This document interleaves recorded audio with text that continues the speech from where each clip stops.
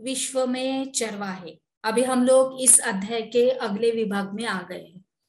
तो चलिए बच्चों, आगे बढ़ते हैं। चरवाहों ने जो भी बदलावों का सामना कैसे किया, देखते हैं। इन बदलावों पर चरवाहों की प्रतिक्रिया कई रूपों में सामने आई। कुछ चरवाहों ने तो अपने जानवरों की संख्या ही कम कर दी। अब बहुत सारे जानवरों को चराने के लिए पहले की तरह बड़े बड़े और बहुत सारे मैदान नहीं बचे थे।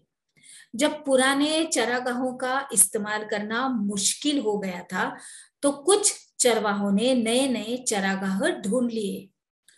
और मिसाल के तौर पर ऊंट और भेड़ पालने वाला जो रायका 1947 के बाद न तो सिंध में दाखिल हो सकते थे और न सिंधु नदी के किनारे अपने जानवरों को चरा सकते थे। भारत और पाकिस्तान के बीच खींच दी गई नई सीमा रेखा ने उन्हें उस तरफ जाने से रोक लिया था। अब उन्हें जानवरों को चराने के लिए नई जगह ढूंढनी थी।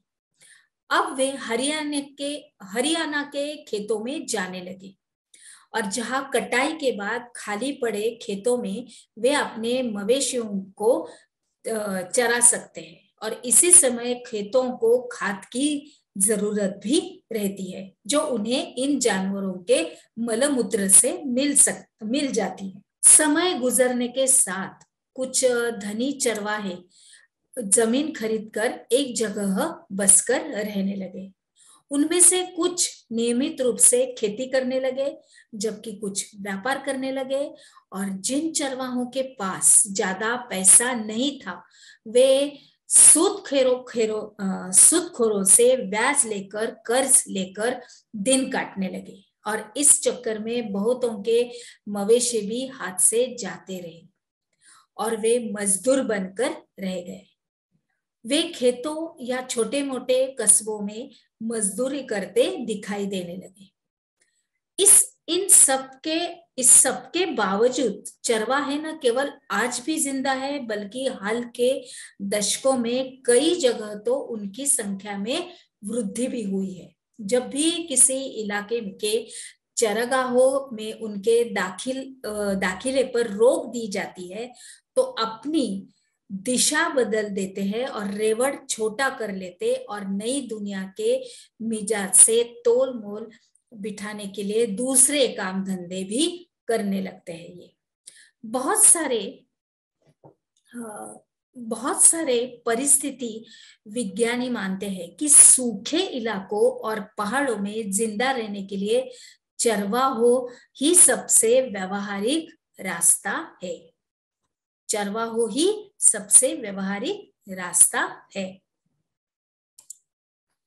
बहरहाल चरवाहों पर इस तरह के बदलाव सिर्फ हमारे देश में ही नहीं थोपे गए थे। दुनिया के बहुत सारे इलाकों में नए कानूनों और बसाहट के नए तौर तरीकों ने उन्हें आधुनिक दुनिया में आ रहे बदलावों के मुताबिक अपनी जिंदगी का ढर्रा बदलने पर मजबूर किया है। आधुनिक विश्व में आए इन बदलावों में निपटने के लिए बाकी देशों के चरवाहों ने क्या रास्ते अपनाए? अफ्रीका में चरवाह जीवन। चलो देखते हैं बच्चों, इनके बारे में क्या लिखा है। हमें इसका अभ्यास करना है। आइए अब जरा अफ्रीका की तरफ चले, जहां दुनिया की आधी से ज्यादा चरवाहा आबादी रहती है। आज भी अफ्रीका के लगभग 2.25 करोड़ लोग रोजी रोटी के लिए किसी न किसी तरह की चरवाही गतिविधियों पर ही आश्रित है। इनमें बेदुइन्स, बर्बेर्स, मासाई, सोमाली, बोरान और तुर्काना जैसे जाने माने समुदाय भी शामिल है। इनमें से ज्यादातर अब अर्ध शुष्क घास के मैदानों या सूखे रेगिस्तानों में रहते हैं, जहां वर्षा आधारित खेती करना बहुत ही मुश्किल है। यहाँ के चरवाहे गाय, बैल, ऊंट, बकरी, भेड़, गधे पालते हैं और दूध, मांस, पशुओं की खाल, ऊन आदि बेचते हैं। कुछ चरवाहे व्यापार कुछ चरवाहे व्यापार और यातायात संबंधी काम भी करते हैं। कुछ चरवाहों के साथ साथ चरवाह के साथ साथ खेती भी करते हैं, और कुछ चरवाहों से होने वाली मामूली आय की गुजर नहीं हो सकती, तो कोई भी धंधा कर लेते हैं। इस तरह से यहाँ का ये जीवन है। हिंदुस्तान की तरह ही अफ्रीकी चरवाहों की जिंदगी में भी औपनिवेशक और उत्तर औपनिवेशक काल में गहरे बदलाव आए हैं। आखिर क्या थे ये बदलाव? हर परिवर्तनों को हम चरवाहों के एक खास समुदाय के माध्यम से समझने की कोशिश करेंगे। चलिए, इसके लिए मासाई नाम के समुदाय को चुन लेते हैं। मासाई पशुपालक मोटे तौर पर पूर्वी अफ्रीका के निवासी हैं। इनमें से लगभग 3 लाख दक्षिणी केनिया में और करीब 1.5 लाख तंजानिया में रहते हैं। अभी हम देखेंगे कि नए कानूनों और बंदिशों ने किस तरह न केवल उनकी जमीन उनसे छीन ली, बल्कि उनकी आवाजों पर भी बहुत सारी पाबंदियां थोप दी गई है। इन कानूनों के कारण सूखे के दिनों में उनकी जिंदगी गहरे तौर पर बदल गई है और उनके सामाजिक संबंध भी एक नई शक्ल में ढल गए हैं। मासाइयों की सबसे बड़ी समस्या यह रही है कि उनके चरागाह दिनों दिन सिमटते जा रहे हैं।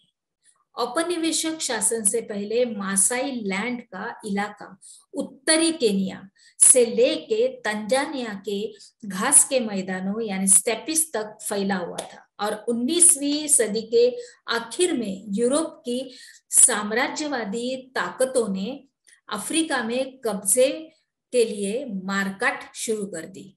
अफ्रीका में कब्जे के लिए मारकाट शुरू कर दी और बहुत सारे इलाकों को छोटे छोटे उपनिवेशों में तब्दील करके अपने अपने कब्जे में ले लिया। अभी 1885 में ब्रिटिश केनिया और जर्मन तांगानिया के बीच एक अंतरराष्ट्रीय सीमा खींचकर मासाई लैंड के 2 बराबर टुकड़े कर दिए गए, और